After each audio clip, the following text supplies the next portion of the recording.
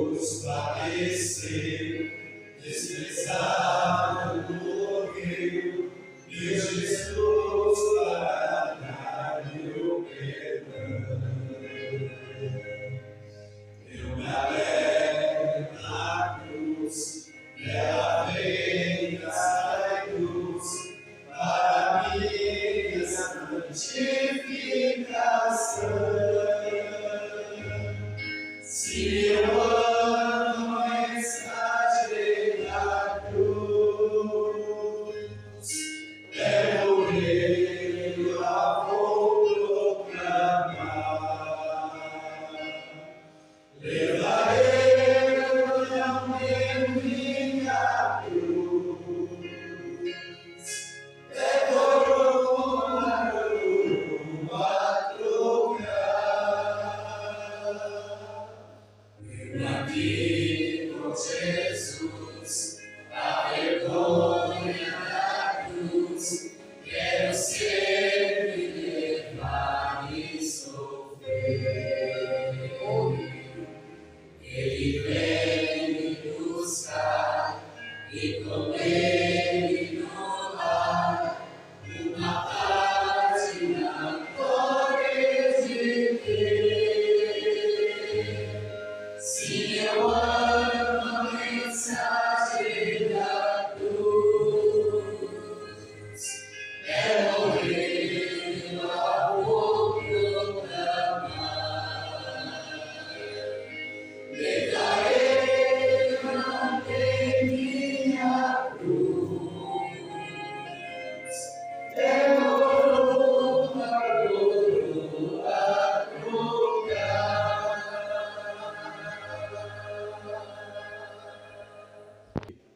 A oportunidade de me apresentar. Meu nome é Joel, eu fazia parte há pouco tempo aqui da Igreja do Eucalipto, agora estou em São Paulo, estou um pouquinho mais longe, né? Mas pela graça de Deus, aqui estou para compartilhar o pão da vida com a igreja, graças ao nosso irmão lá, que me fez o convite para estarmos aqui. E Deus sabe o quanto eu gosto de estar nessa igreja. Já estive aqui algumas vezes e me sinto, como falei já na escola sabatina, me sinto em casa aqui nessa igreja. Quero aqui deixar expresso a minha alegria de estar aqui. Amados, sabe que a Bíblia, nós encontramos na Bíblia muitas histórias, e essas histórias ela nos traz bastante ensinamento, nos traz conforto, nos traz alívio em algumas situações, mas todas essas histórias ela tem sempre um intuito de um cuidado de Deus por cada um de nós. Sempre que nós nos deparamos com uma história na Bíblia, o contexto final daquela história tem uma mensagem para mim e para você. E nós podemos... eu queria convidar os irmãos a abrir a Bíblia no livro de Isaías, no capítulo 5, porque a Bíblia ela tem muitos símbolos que servem para ilustrar a relação de Deus com o teu povo.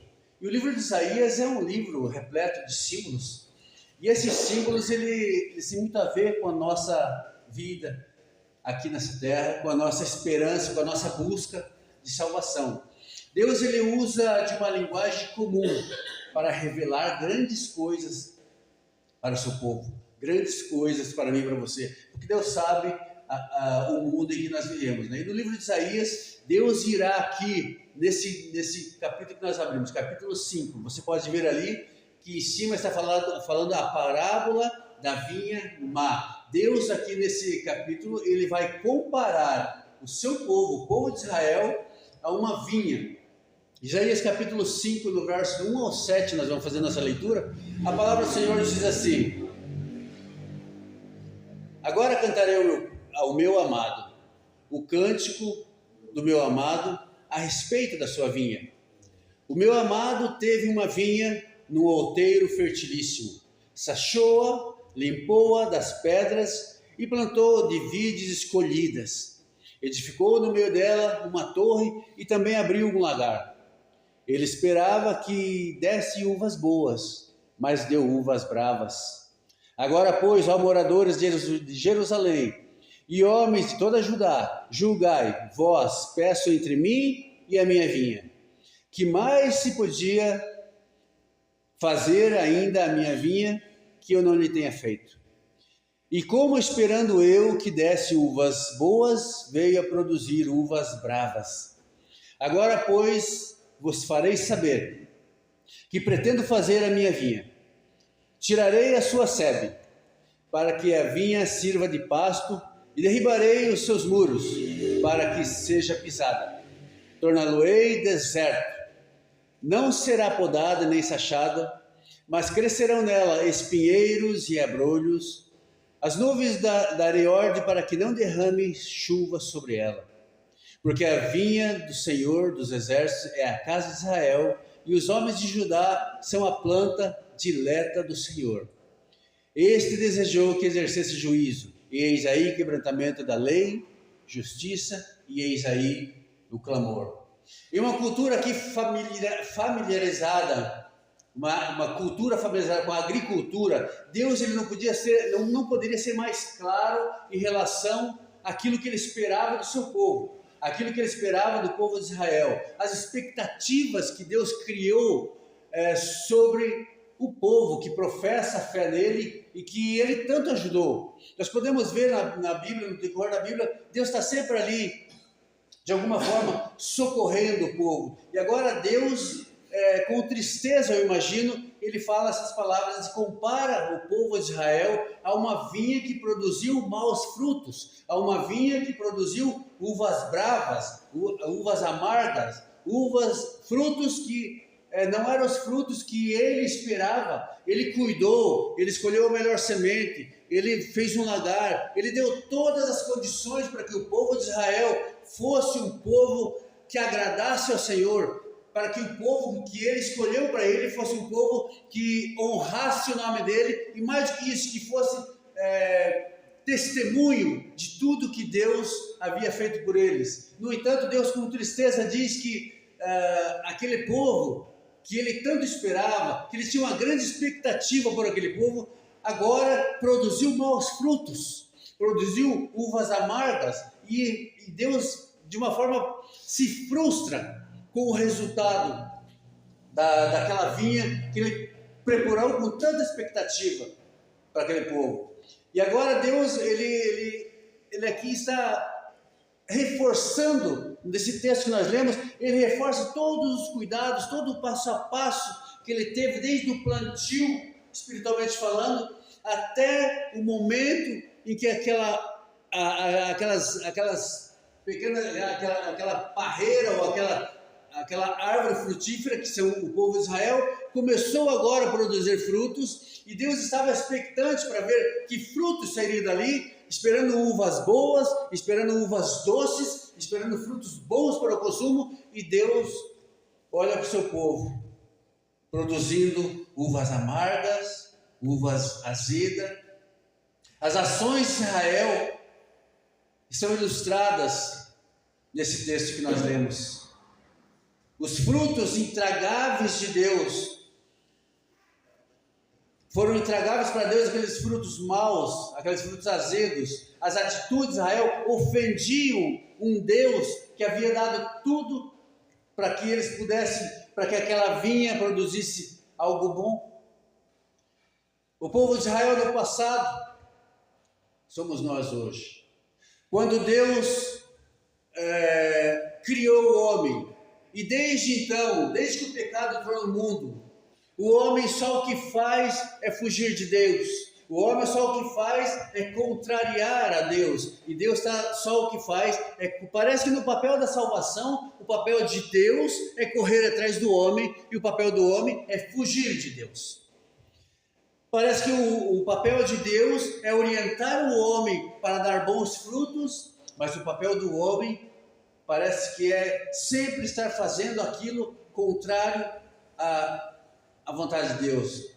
E o povo de Israel, os frutos, aqui nesse texto que nós lemos, foram intragáveis a Deus. O mau testemunho daquele povo estava em plena desarmonia com as santas escrituras, com a santa palavra de Deus. O santo de Israel tinha sonhado algo para o seu povo, mas as ações do povo iam na contramão de tudo aquilo que Deus havia ensinado, que Deus havia instruído, que Deus havia pedido para que eles fizessem. Os maiores problemas no tempo de Isaías, os maiores problemas que haviam dentro da igreja, era a desonestidade. Não havia honestidade entre a igreja dos tempos de Isaías. A igreja estava em idolatria, havia pessoas ali adorando outros deuses que não era o Deus de Israel. Havia ali uma injustiça social dentro da igreja e os líderes da igreja nada faziam para mudar aquilo. Havia ali imoralidade dentro da igreja e os líderes compactuavam com aquilo ou fingiam não ver o que estava acontecendo ali. E tudo isso refletido, Deus pega tudo aquilo que ele está vendo e ilustra aqui como uma vinha má, um fruto azedo, um fruto amargo e difícil de ser consumido. Estava aqui representando os atos do povo de Israel que aconteciam não somente fora da igreja, mas aconteciam também dentro da igreja. E esses são os frutos horrorosos que Deus estava vendo e ele traduz aqui como uvas azedas, uvas amargas, que você não consegue tragar. Deus deixa claro no texto que é injustificável. Não existe justificativa para que um povo que recebeu tudo de Deus, para que recebeu toda a proteção, todo o cuidado, por uma vinha que foi limpada, foi feita a poda, foi feito um lagar, foi colocado boas sementes, produzisse uvas más. Deus deixa aqui no texto que nós lemos que é injustificável essa negligência por parte do povo de Deus. Deus não foi negligente na hora de cuidar da vinha. Deus não foi severamente duro com o seu povo. Pelo contrário, Deus sempre lidou com o seu povo com muito amor. E agora Deus, num tom de quase lamento, ele faz uma pergunta para o seu povo: o que mais eu poderia ter feito pelo meu povo? O que mais eu poderia ter feito pela minha vida que eu ainda não tenha feito? Então Deus, mesmo sem precisar dar explicações, que Deus não há necessidade, Deus não precisa dar explicações do que ele faz para o homem, mas Deus quase num tom de lamento, de quase uma explicação, ele pergunta: o que mais eu poderia ter feito por vocês que eu não fiz? Fala para mim, o que mais eu poderia ter feito para o meu povo, para que eles produzissem uvas boas, frutos bons, frutos dignos do meu reino? Que pergunta é essa que Deus faz para o seu povo? O legislador de todo o universo, o criador de todas as coisas, o Senhor dos senhores, faz uma pergunta com o coração, imagino eu, partido, porque quando ele fez tudo que podia, agora quando ele olha para o seu povo está em rebeldia, está desvirtuado, está fazendo tudo, indo na contramão daquilo que as Escrituras pedem. E agora Deus faz essa pergunta: eu cerquei a minha sebe, eu coloquei uma sebe, eu cerquei toda a minha vinha, eu preparei, eu coloquei os melhores frutos. O que aconteceu? Aonde foi que eu errei com vocês? Deus começa, dentro do contexto do texto que nós lemos, Deus começa a falar com o seu povo. É como se Deus estivesse chamando o seu povo para uma conversa e perguntasse para eles: aonde foi que eu errei com vocês? Aonde foi que eu falhei? Aonde houve falta de recursos para que a igreja crescesse? Aonde houve falta de recursos para que tudo aquilo que foi pedido vocês fizessem? Eu dei tudo o que vocês precisavam. E Deus agora começa a fazer uma pergunta em tom de desafios: o que faltou que eu não te dei, que eu não dei a vocês? Não há ninguém que possa responder essa pergunta de Deus. Quando Deus chega e pergunta: o que mais eu poderia ter feito? Não há um que possa dar uma resposta a Deus, porque não há resposta para essa pergunta. Porque Deus fez tudo. e absolutamente tudo que podia, para que eu e você produzisse bons frutos, para que eu e você vivesse em harmonia com as Escrituras. Deus tem nos instruído desde os tempos antigos. Eu e você, que somos hoje o Israel de Deus, sabemos exatamente o que Deus espera de nós. Deus tem nos abençoado. Temos luta? Temos. A luta faz parte. Quando nós começamos a viajar pela Bíblia, nós vemos que a vida dos profetas, dos homens de Deus, nunca foi fácil. Todos tiveram lutas. E a nossa vida não é diferente. Ela é cheia de lutas, cheia de obstáculos. Mas isso não é um empecilho, não é um motivo para que nós possa produzir maus frutos. Porque Deus deu tudo e absolutamente tudo que nós precisamos para entender o que Deus quer de nós. Mesmo na poda, quando o agricultor ele poda a sua planta, ele está podando para que a energia vital daquela planta ela seja canalizada para os galhos bons, para que os galhos infrutíferos sejam tirados fora. E aí toda a energia daquela planta ela é canalizada para os galhos bons e o fruto é bom, o fruto é doce, o fruto é viçoso. Mas quando a poda não é feita, a energia vital da planta começa a agarrar galhos infrutíferos, e aí é onde vêm frutos azedos e amargos, não vingam. Então quando Deus poda alguma coisa que eu gosto, quando Deus tira alguma coisa que eu estou acostumado e eu reclamo, porque Deus está tirando, Deus está apenas podando para que a nossa energia seja canalizada para Ele, para que a nossa energia não fique sendo canalizada para o mundo, para as coisas que o mundo oferece.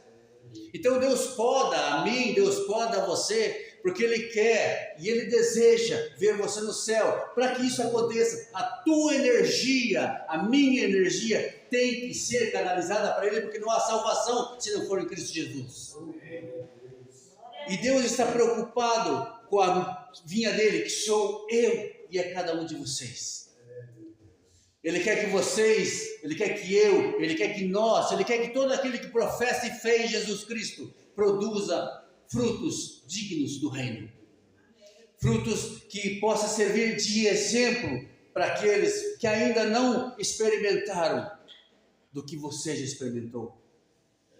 Se em algum momento alguém questiona a sua fé, ou talvez até zomba de você por causa da sua fé, porque você tem uma fé diferente da deles, não se importe com isso. Eles só estão fazendo isso, eles só estão zombando de você, só estão querendo dificultar as coisas para você, porque eles não experimentou o que você já experimentou. Eles não conheceram o que você conheceu, eles não tiveram um encontro com Deus que você já teve. Por isso, eles zombam da sua fé. Mas ao contrário do que eles fazem com você, nós não devemos reagir da mesma forma, porque eles não conheceram, mas você conhece. Você sabe quem é Deus, e você sabe que Deus já fez tudo e absolutamente tudo por você, para que você pudesse dar frutos bons. E mesmo quando Ele te podou porque Ele quer ver você no reino. Quando a poda é feita, o único intuito de um agricultor podar a planta é para que a energia da planta seja canalizada para o lugar certo. E o único intuito de Deus tirar algo de você é pelo mesmo motivo, porque Ele quer canalizar as suas energias para o reino de Deus. Quando Deus intervém, é porque Ele está preocupado. Deus intervém, nos tira algo e nós reclamamos da poda que Deus está fazendo, porque a poda às vezes dói, a poda às vezes incomoda, porque nós gostamos, nós queremos. Aí Deus vem e tira e nós reclamamos. Ele só está cuidando de você, Ele só está preocupado com você. Deus quer que a tua energia vá para o lugar certo, para que nós não passe uma vida dentro da igreja, para que nós não passemos uma vida com esse livro sagrado na mão, sem entender os planos de Deus para nós. Hoje é pregado um evangelho raso, um evangelho sem força, sem vigor, sem pulso, sem batimento cardíaco. Tudo me leva à salvação, tudo é fácil. Não é fácil. A salvação, ela não é tão simples quanto esse evangelho raso que é pregado aí fora. A salvação, ela depende de uma vida com Cristo. Um evangelho, as pessoas hoje querem viver um cristianismo sem Cristo. Não existe como viver o cristianismo sem Cristo, porque é Ele o autor da salvação. Mas hoje o que mais se vê são pessoas dentro das igrejas, pensando ser cristão, mas não estão vivendo. O que me faz cristão não é estar na igreja. O que me faz cristão é um contato pessoal, um relacionamento pessoal com Cristo. Isso me faz um cristão. Vir na igreja é necessário, mas isso não me faz cristão se lá fora eu não estou vivendo o que eu vivo aqui dentro, o que Cristo pediu para que eu vivesse. Se lá fora os meus frutos é mal, apenas aqui dentro meus frutos parecem bom, isso é engano. Isso não serve para nada. Os mesmos frutos que eu demonstro aqui dentro, eu tenho que demonstrar lá fora, porque Zacarias disse que nós somos atalaias de Deus. Nós somos mensageiros de Deus. E a mensagem, muito mais do que falada, é a nossa vida. Há um louvor que diz que o cristão ele é exemplo, mesmo sem ele querer. Porque está todo mundo olhando para você.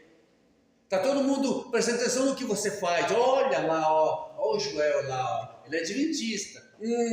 Tá vendo o que está fazendo? É assim. Mas o mínimo deslize já causa aquele blá blá blá. Por quê? Porque você professa a fé que eles não têm. E nós precisamos ser atalaias de Deus e precisamos produzir frutos para a glória de Deus. Por isso não há resposta imediata para a pergunta de Isaías. Quando Isaías descreve aqui a pergunta de Deus: o que mais poderia eu ter feito pela minha vinha que eu ainda não tenha feito?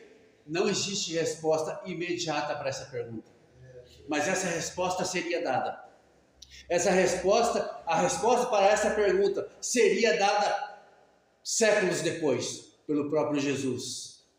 Eu queria convidá-los a abrir a Bíblia em Mateus capítulo 21, no verso 33 a 43. Mateus 21, vamos ler ali do verso 33 até o verso 43. Aqui há uma parábola que Jesus conta, sobre a parábola dos lavradores maus. E no verso 33 do capítulo 21, a minha tradução diz assim: atentai noutra parábola. Havia um homem, dono de casa, que plantou uma vinha, cercou-a de uma sebe, construiu nela um lagar, edificou-lhe uma torre e arrendou-a para os lavradores. Depois se ausentou do país. Ao tempo da colheita, enviou seus servos, os lavradores, para receber o fruto que lhe tocava. E os lavradores, agarrando os servos, espancaram um a um e o mataram. Outro apedrejaram. Enviou ainda outros servos, em maior número, e trataram da mesma sorte. E por último enviou-lhe o seu próprio filho, dizendo: a meu filho respeitarão. Mas os lavradores, vendo o filho, disseram entre si: este é o herdeiro. Ora, vamos matá-lo. Se nós matá-lo, nos apoderamos da sua herança. E agarrando, lançaram para fora da vinha e o mataram. Quando, pois, vier o senhor da vinha, que fará com aqueles lavradores? Respondeu-lhe: fará perecer horrivelmente a estes malvados, e arrendará a vinha a outros lavradores que lhe remetam os frutos nos seus devidos tempos. Perguntou-lhe Jesus: nunca leste a Escritura? A pedra que os construtores rejeitaram, essa veio a ser principal pedra angular. Isto procede do Senhor e é maravilhoso aos nossos olhos. Portanto vos digo que o reino de Deus vos será tirado e será entregue a um povo que lhe produza os respectivos frutos. Isso aqui é uma advertência severa e preocupante de Jesus para nós que estamos aqui. Porque aqui a parábola ele está falando com religiosos. Ele não está falando com pessoas leigas, com pessoas que não sabem da vontade de Deus. E ele está falando, outros virão e tomarão o lugar que é para ser seu, é para ser meu. Outros virão, porque vocês estão fazendo a coisa com o pensamento não no porvir, mas você está pensando em si, está pensando no seu bem-estar. Na última semana, essa conversa, essa parábola que Jesus fala aos homens, aos religiosos, aconteceu na última semana do ministério de Jesus aqui nessa terra. Acontece esse diálogo aqui. Se você olhar um pouquinho antes, você vai ver ali que os religiosos daquele tempo, eles estavam fazendo perguntas capciosas para Jesus. Eles estavam procurando uma forma de fazer Jesus cair nas pegadinhas que eles faziam, nas perguntas que eles faziam, para poder condená-lo. Eles queriam condenar a Jesus à morte, então eles ficavam fazendo perguntas capciosas para tentar fazer Jesus cair em contradição e assim eles poderem acusá-lo de alguma coisa e levá-lo para a cruz, para a morte. Mas Jesus, de uma forma extraordinária, ele sai de todas as perguntas e ele conta essa parábola. Ele conta essa parábola que nós acabamos de ler, que ilustra ali a relação de Jesus, de Deus, com o seu povo. Ele usa os mesmos, das mesmas palavras que Isaías usa 7 séculos antes, colocando uma vinha como sendo o povo de Israel. Ele usa a vinha assim como Isaías usou 7 séculos antes. Só que agora você tem um detalhe adicional que lá no livro de Isaías não aparece. Aqui, quando Jesus fala, ele coloca de uma forma que, quando lá foi feita a pergunta, o que mais poderia eu ter feito? E aparentemente não tinha resposta. Agora Jesus dá a resposta. Deus deu um passo adicional, ele desceu do céu, ele se fez homem, ele nasceu no ventre de uma mulher. Jesus desceu encarnado em pessoa para trazer salvação para nós. Aquela pergunta lá de Isaías, o que mais poderia ter feito? Pois Deus fez. Deus desceu em pessoa por causa de mim, por causa de você. Se você ou eu fosse a única pessoa pecadora nesse mundo, ele desceria da mesma forma. E o passo adicional, que lá parece não aparecer, aqui aparece: Jesus desce do céu. Jesus vem para esse mundo e ele agora traz todo o ministério dele com um único intuito: para que a vinha dele produza bons frutos, para que a vinha dele, ao contrário do que Deus reclamou lá através do profeta Isaías, que aquele povo do antigo Israel estavam com aparência de cristão, mas dentro da igreja havia imoralidade, dentro da igreja havia opressão, dentro da igreja havia injustiça social, dentro da igreja era uma coisa, mas lá fora era outra, e vice-versa, para que o Israel atual, que somos nós, não viva daquela forma. Então agora Jesus veio em pessoa, o próprio Deus encarnado em pessoa, e novamente ele agora fica ali, aqueles 3 anos e meio de ministério dele, sachando, plantando, regando, colocando boas sementes, colocando céu ao nosso redor, para que nós possa produzir bons frutos, porque a hora está chegando, o momento está, o tempo da oportunidade está muito no fim. Muito em breve, o tempo da oportunidade se extirpará. E se nós estivermos ainda vivendo uma coisa aqui, outra coisa ali, não vai funcionar. Deus, ele se entregou por inteiro por nós. Ele cuidou desde a fundação do mundo pelo seu povo. Quando lá foi falar na escola sabatina hoje, quando o pecado entrou no mundo, o que ele fez? Colocou o casal para fora. Por que ele fez isso? Pensando em mim e em você. Porque se o homem após o pecado tocasse na árvore da vida, nós não teríamos mais condição de vida eterna. Então, desde então, Deus já sabendo que o homem tinha essa inclinação, Ele já criou um plano para nós. E depois nós vemos que o homem foi se perdendo, foi se corrompendo e sempre fugindo de Deus. E aí vem a pergunta de Isaías: o que mais eu posso fazer por vocês que eu ainda não tenha feito, para que vocês entendam o que eu quero de vocês? Então agora Jesus vem em Mateus 21 e diz: eu vim aqui para que vocês ainda tenham o direito de entrar no reino de meu Pai. Jesus desceu e morreu naquela cruz para que, apesar de nós termos produzido os frutos maus durante toda a nossa vida, ainda há tempo para que a nossa planta produza bons frutos. Mas isso depende de um querer teu e meu. Isso depende de uma entrega real a Jesus. Não existe meio termo. Ou é ou não é. Não existe, em questão de salvação, não existe meio termo. Ou você vai de ponta cabeça ou você não vai. É simples assim. Deus enviou os profetas para que os profetas escrevessem, deixassem a mensagem. Deus enviou Jesus. Deus fez tudo o que podia fazer para que nós pudéssemos entender o que Ele quer de nós. E a poda para que Ele possa fazer a poda no devido tempo, e o devido tempo é agora. Nós estamos vendo o fim do fim. Muito em breve tudo isso aqui vai passar. Se você está agarrado em alguma coisa desse mundo, largue, porque ele não vai te levar a lugar nenhum, a não ser para fogo eterno.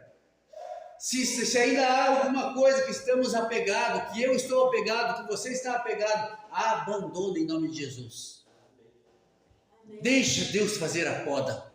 Deixa Deus cortar os galhos infrutíferos que ainda você tem, que ainda eu tenho. Vamos deixar Jesus podar. Vamos deixar Jesus cuidar de nós, para que os nossos frutos sejam dignos do reino. Deus deu a chuva no devido tempo. Deus enviou o sol no devido tempo. Deus cuidou de todas as formas, deu todos os recursos para que nós pudéssemos estar aqui hoje. Para que a igreja possa ser aquilo que Ele espera que seja. Uma igreja gloriosa, a noiva de Cristo. É isso que Deus espera de nós, que nós faça da igreja, e a igreja não necessariamente é a construção, mas a igreja que está dentro de nós, dentro de mim, dentro de você, cada um de nós somos uma igreja para Deus, e Deus espera que essa igreja seja gloriosa, para que nós possamos ver, ter o direito de ver a glória de Deus. Deus ofereceu tudo que Ele tinha de bom, e ainda assim produzimos frutos amargos, frutos azedos. Mas não precisa ser dessa forma. Ainda há tempo, ainda a porta da graça ainda não se fechou, ela ainda está aberta, oferecendo salvação para mim e para você. Ainda há tempo da nossa vide produzir frutos dignos do reino. Ninguém poderá acusar Deus de que alguma coisa a mais poderia ter feito que Ele não fez, por isso eu não me salvei. Ninguém poderá fazer isso, porque depois de ter feito tudo, ainda Deus deu mais um passo. Ele próprio desceu para que nós nos salvássemos. Ninguém poderá acusar Deus de negligência. Ninguém vai poder dizer a Deus que faltou alguma coisa, porque Deus fez tudo e absolutamente tudo para que nós pudéssemos ser dignos de ser reconhecidos no céu como filhos de Deus. Em termos de salvação, a última palavra foi minha e sua. Ou nós dizemos sim, ou dizemos não. E aí a responsabilidade é nossa, não é de Deus. Porque tudo que Ele podia fazer foi feito. Ele fez. E Deus sempre fez isso, sempre se preocupando em não violar aquilo que Ele mesmo nos deu, que é a liberdade, o livre-arbítrio. Ele sempre fez tudo para que nós nos salvássemos, sem nunca violar o livre-arbítrio que Ele deu para nós, para que assim nós produzíssemos os frutos que Ele esperava. Nós temos produzido o quê durante a nossa vida? Quando as pessoas se aproximam de mim, do Joel, o que eles sentem? O que eles sentem? Eles conseguem ver bons frutos? Ou será que eles veem frutos azedos, frutos amargos? Será que as pessoas têm prazer em estar comigo? Ou têm repugnância? Vai logo, sai daqui. O que as pessoas veem em você? Porque nós, quando nós estamos em Cristo, a Bíblia diz, nova criatura somos. Glória a Deus. Se nós nos batizamos e continuamos a viver a mesma vidinha que vivemos lá fora, só dentro da igreja mudou, nós não nos convertemos. A conversão, ela é uma atitude que é algo que vem de dentro para fora. Ela começa aqui dentro. Eu quero, eu busco, eu oro, eu busco em Deus as respostas. E então, quando eu busco em Deus, quando eu caio em oração, eu reconheço que sou indigno de ser salvo. Foi também falado na escola sabatina que quando Isaías, um homem de Deus, um profeta de Deus, quando ele viu um vislumbre da glória de Deus, ele tapa seus olhos e fala, ai de mim, que estou perdido. Sou homem de lábios impuros, vivo no meio de pessoas de lábios impuros, e eu vi a glória do Senhor. Ele se preocupou, porque quanto mais perto estamos de Deus, mais nós reconhecemos a nossa necessidade de buscar a Deus e a nossa indignidade. Quanto mais nós buscamos a Deus, quanto mais nos aproximamos de Deus, mais nós reconhecemos que somos indignos de salvação. Mas aí entra a graça salvadora de Cristo, para mim e para você, para que nós possamos ainda ter o direito de entrar no céu. E qual é o fruto que estamos produzindo? Quando Deus olha do seu trono para essa terra, o que Ele vê de cada um de nós? Qual fruto Ele tem visto? Frutos bons, frutos doces, viçosos, dignos do reino? Ou será que Ele está vendo frutos azedos e amargos, como o texto de Isaías, que nós lemos que com tristeza Ele pergunta, o que mais eu poderia ter feito por vocês? Nós precisamos parar em algum momento. A nossa vida aqui é muito corrida, nós corre para um lado, a gente corre para o outro, tem que trabalhar, tem que pagar conta, tem que ir no mercado, levar a filha no colégio, e junto com isso os problemas de saúde e outros problemas que cercam a nossa vida, e isso nos tira tempo para parar um pouquinho e refletir qual fruto as pessoas estão vendo em mim. Nós precisamos, não é fácil, eu digo por mim, não é fácil você ter esse tempo de reflexão, mas nós precisamos ter. Porque no momento em que nós paramos e refletimos, como Paulo fala lá, que foi inclusive citado na escola sabatina também, tudo me é lícito, mas nem tudo me convém. Então, quando eu vou tomar uma atitude e eu professo fé em Jesus, isso vai me levar a produzir o quê? Frutos amargos e azedos ou frutos bons? Se nós conseguimos fazer essa reflexão, eu não tenho dúvida que o reino está garantido. Amém. Mas somente dessa forma.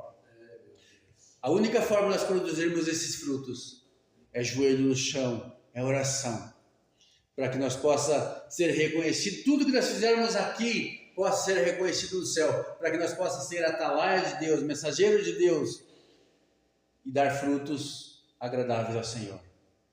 Nós vamos nos colocar em pé e encerrar essa mensagem de hoje. O louvor acho que está com a irmã já, né? Nós vamos nos colocar em pé.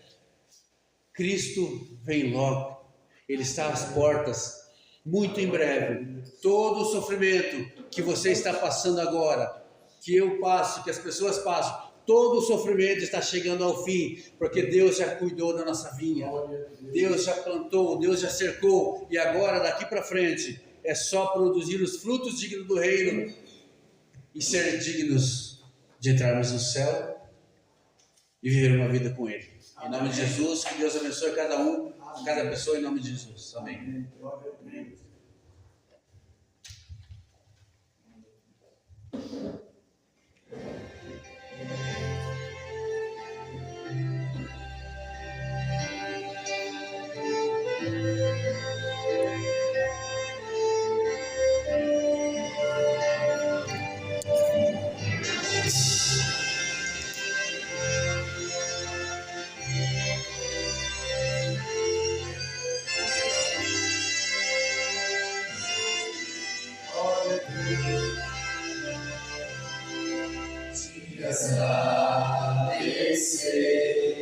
Em que triste te sentes, sem ter esperança e prazer. Mas existe alguém que promete ajudar-te, forças ao prazer. Não desistir.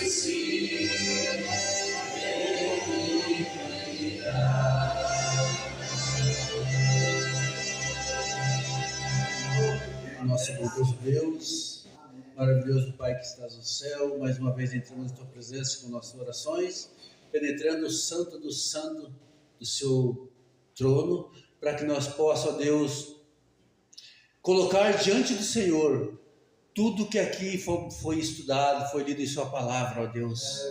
Quando nós pegamos esses exemplos do profeta Isaías, que menciona a Tua tristeza ao ver o Teu povo produzindo maus frutos, e depois quando nós vamos para Jesus e vemos que o Senhor desceu do céu, se fez homem, para que nós pudéssemos produzir bons frutos, ó Deus.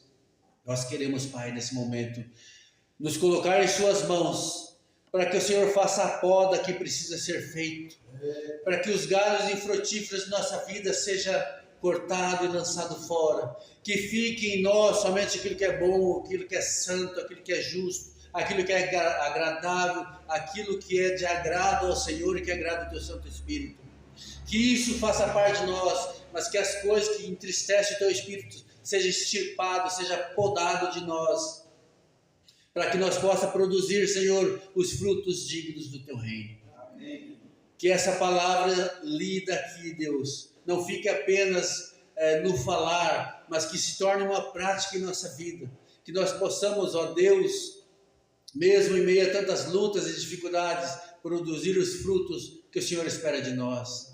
Pai Santo, cada pessoa que se chegou aqui essa manhã, trouxe junto consigo um coração pronto para entregar ao Senhor. Em nome de Jesus, ó Deus, que o Senhor nesse momento possa tocar os seus corações, possa fazer a transformação que precisa, possa dar a calma para aqueles corações que estão aflitos e aqueles, ó Deus, que estão passando por problemas, seja familiares, de saúde, ou no âmbito profissional, ou mesmo espiritual, ó Deus, por favor, Senhor Jesus.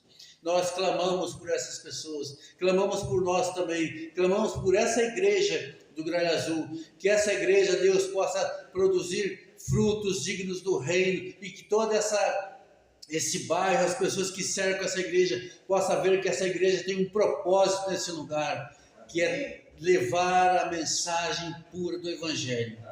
Pai Santo, abençoa a nossa vida, abençoa a sua igreja, abençoa o seu povo, dá-nos um restante de sábado na sua companhia. Nós oramos agradecidos em nome de Jesus. Amém. Amém. Glória a Deus.